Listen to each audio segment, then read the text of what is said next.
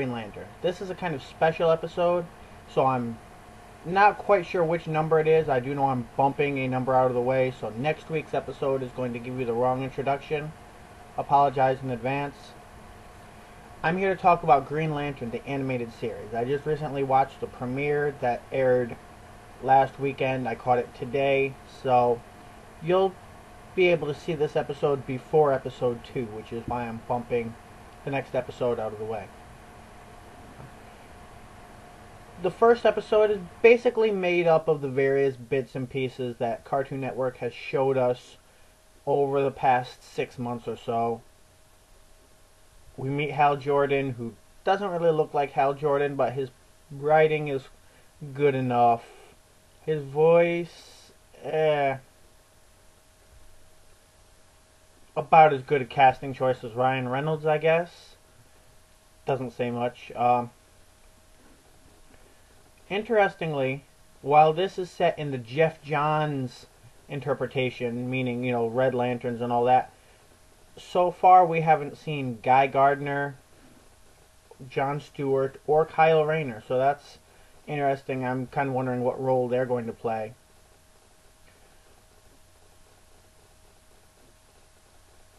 But Carol Ferris is, I thought of saying something, I thought better of it, so that's why I paused. Carol Ferris is in this. She's not all unlikable. You actually, I think, granted, she's only on screen for a couple of minutes, so there's only so much, but I think this is the best interpretation of her I've seen. She has that whole boss slash love interest thing going on, but instead of just being a bitch, or instead of just being, oh my god, obsessed with Hal Jordan, it's more of a, well, I really want this relationship to work, but I'm reluctant and don't think it's going to because of our job position. So you really kind of feel sorry for her in that brief span of time. Also, the fact that she has to put up with the same problems that love interests of superheroes always have problems with. So, naturally, drama will stem from this when Hal gets back to Earth. So, Hal goes off, meets with the Guardians, more footage that we've already seen. By the way, this whole episode's available on YouTube. I don't know how long that's going to last. I don't know if Cartoon Network's going to take it down, but for now, the whole episode's on YouTube. We meet Appa Ali Apsa and Ganthet, which they were smart enough to keep from, just barely keep from what we've seen already. We see them in what we've seen already, but you don't realize it. I'll leave it at that. Saeed, I think they do actually pronounce her name, but Saeed is, she might also be in what we've seen already. She's kind of the only female Guardian with a personality to date. I think there's like one or two other female Guardians, not counting the Zamarons, who are at this point a whole different species.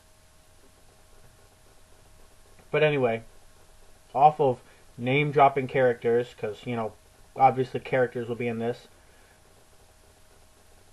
Actually, I've said a lot of what there is to say, but I've said it in various different media. So, to recap, the Red Lanterns are kind of a mixture between the Red Lanterns as we know them and the Sinestro Corps.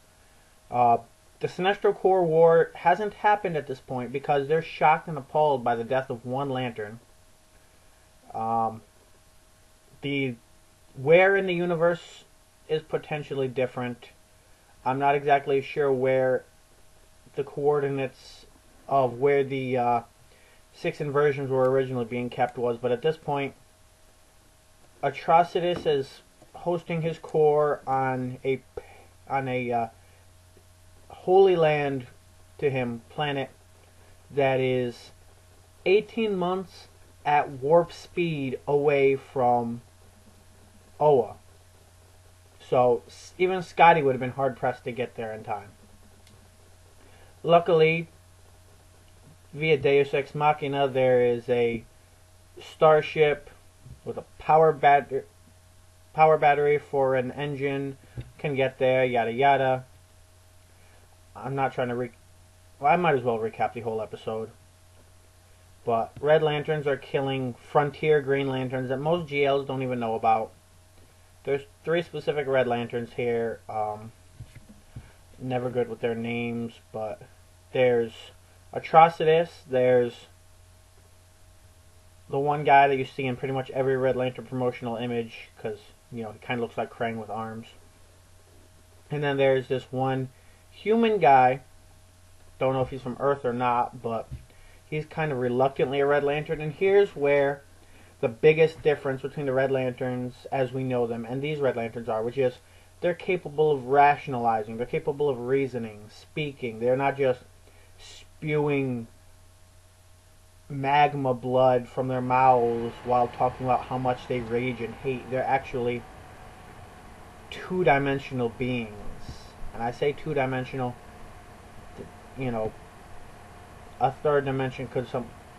This is basically compared to what I explained. This isn't analyzing their characters much at this point. They're just introduced. Obviously, they're not going to have more than really one aspect of their personality at this point. They may be developed, they may not. We get some fight scenes.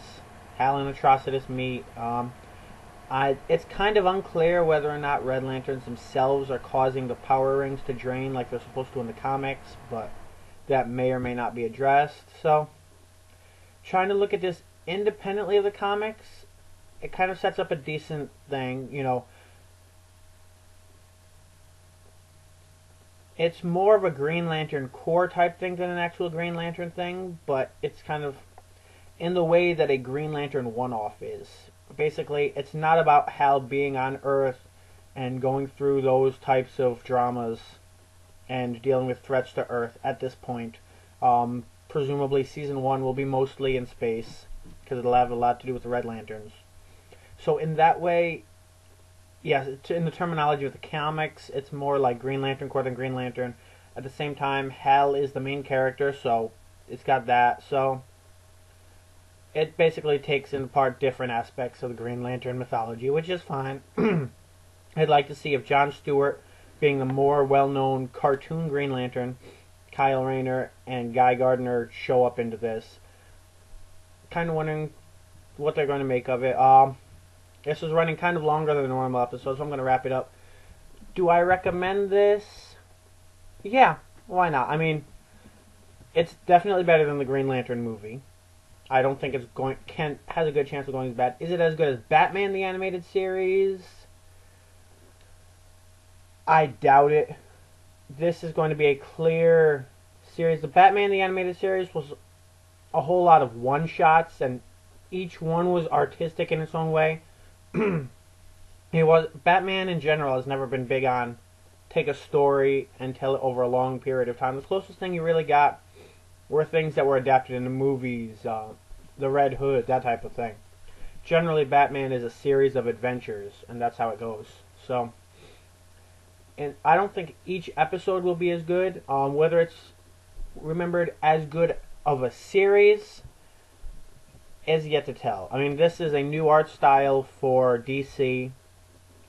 Whether that's going to be in their favor or against it, I guess it's up to personal taste. I mean, Batman the Animated Series had a really great art style for what it did, but there are those who I'm sure did not like it. Same with this. I think it has a good choice of art style for what they're doing, but there will be people who don't like it. So that's going to be a personal opinion thing.